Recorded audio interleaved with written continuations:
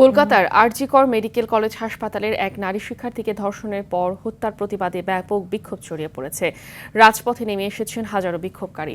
এরই ধারাবাহিকতায় বুধবার রাত 11:55 কলকাতা সহ রাজ্যের বিভিন্ন রাজপথে রাত দখল করো কর্মসূচির অংশ হিসেবে নারীরা নেমে আসে।